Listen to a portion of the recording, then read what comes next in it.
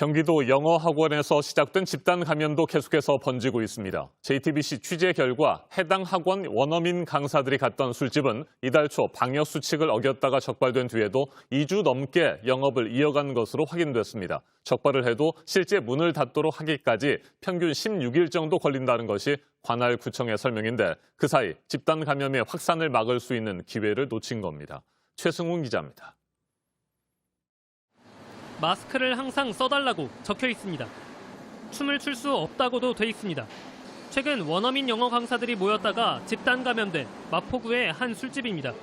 이 술집은 지난 4일 방역수칙 위반으로 적발됐습니다. 그런데 마포구 보건소가 문을 닫으라는 행정명령을 내린 건 17일이 지난 뒤였던 것으로 확인됐습니다. 이곳은 지난 21일부터 문을 닫았습니다. 하루 2번 환기를 해야 하지만 제대로 지키지 않은 겁니다. 하지만 이미 늦었습니다. 문을 닫기 이틀 전 원어민 강사 등이 이곳을 다녀갔습니다. 그리고 사흘 뒤 확진됐습니다. 성남, 부천, 고양, 의정부 등 영어 학원으로 퍼졌습니다. 다른 손님과 원생 등 지금까지 모두 140명이 감염됐습니다.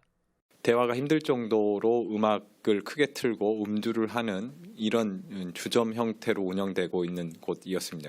음식 섭취하면서 이런 대화 한다라는 것은 마스크 착용이 좀 미흡했을 걸로 이제 추정되고 있습니다. 방역 당국은 변이 바이러스에 감염됐는지도 분석하고 있습니다. 운영 중단 명령이 늦어진 이유에 대해 마포구는 적발 후 행정처분까지 평균 16일 정도가 걸린다고 해명했습니다. 단 이틀이라도 먼저 운영을 멈추게 했다면 대규모 전파를 막을 수 있었다는 지적이 나옵니다. 한편 성동구에 있는 한 초등학교에서는 체험학습을 지도했던 원어민 강사를 통해 학생 10명이 감염됐습니다. 구청 측은 이 원어민 강사가 마포구 술집을 방문하지는 않았다고 밝혔습니다. JTBC 최승훈입니다. 화이자나 모더나 백신을 맞으면 앞으로 몇 년 동안 추가 접종을 하지 않아도 될 것이라는 연구 결과가 나왔습니다. 그만큼 당초 예상보다 코로나19 예방 효과가 더 오래 지속될 수 있다는 겁니다.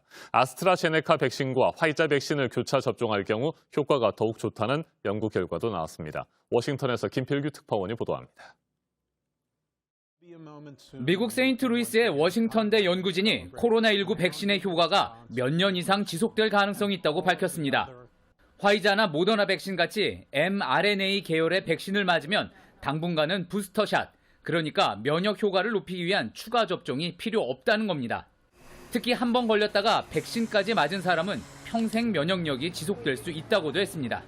연구진이 이 같은 내용을 네이처에 게재했다고 뉴욕타임스가 보도했습니다. 다만 바이러스가 지금 상태에서 크게 진화하지 않는다는 가정하에 나온 결과입니다. 고령자나 면역력이 약한 사람은 여전히 부스터샷이 필요할 수 있다고도 했습니다. 한편 영국 옥스퍼드대 연구진은 아스트라제네카 백신을 맞은 뒤 화이자 백신을 맞으면 면역 효과가 더 커진다고 발표했습니다. 일부러 교차 접종을 할 필요는 없지만 백신이 부족한 곳에선 참고할 만하다는 겁니다. The mixed schedules do generate a good immune response. So if there were circumstances that meant that you needed to change things around or you needed flexibility, then I think our data are very reassuring that that would be okay. 연구진은 앞으로 중국이나 러시아 백신까지 대상으로 한 교차 접종 효과에 대한 연구를 이어간다는 계획입니다. 워싱턴에서 JTBC 김필규입니다. 윤석열 전 검찰총장이 오늘 오후 1시 대통령 선거 출마를 공식 선언합니다. 지난 3월 4일 검찰총장 자리에서 스스로 물러난 지 118일 만입니다. 그동안 다른 사람의 입을 빌린 전원 정치를 끝내고 정권 교체를 주장하면서 본격적으로 대선 경쟁에 뛰어들게 됩니다. 40분가량 기자들의 질문에 답하는 형태로 국민의힘 입당 여부와 시기, 윤석열 엑스파일 등 각종 의혹에 대해서도 입장을 밝힐 예정이어서 주목됩니다.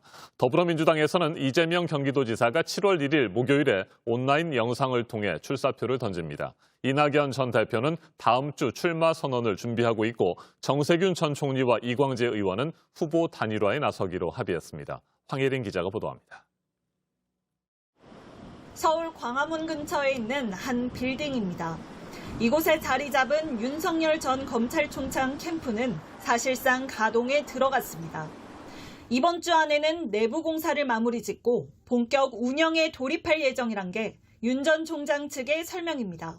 윤 전 총장은 오늘 윤봉길 의사 기념관에서 열릴 정치참여 선언 기자회견 메시지를 마지막으로 다듬고 있습니다.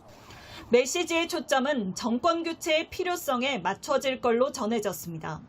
회견 이름은 윤석열이 국민 여러분께 말씀드리는 자리로 정해놓은 상태입니다. 윤 전 총장은 회견과 함께 공식 페이스북 계정도 열어서 전원 정치 논란을 끝내고 직접 메시지를 낸다는 방침입니다. 이재명 경기지사도 이틀 뒤 출마 선언의 메시지를 최종 손질 중입니다. 이 지사는 내일 민주당 대선 후보 경선에 예비 후보로 등록하고 그 이튿날 공식 출마 선언을 할 예정입니다. 다만 이 지사는 선언을 미리 촬영한 온라인 영상을 배포하는 걸로 대신하기로 했습니다. 이 지사 측은 여전히 도정에 책임이 있는 만큼 경선을 소박하게 치르겠다는 뜻이라고 설명하고 있습니다. 질의응답 자리는 조만간 따로 마련할 예정입니다. 이 지사의 출마 선언 메시지는 성장에 집중할 걸로 전해졌습니다. 그동안 기본소득을 주장하며 공정 쪽 이미지가 강조됐는데 성장 쪽도 보완하겠다는 뜻으로 읽힙니다. 이런 가운데 여론조사에서 두 주자를 쫓고 있는 이낙연 전 민주당 대표도 다음 주 중에 출마 선언 행사를 여는 방안을 검토 중인 걸로 알려졌습니다.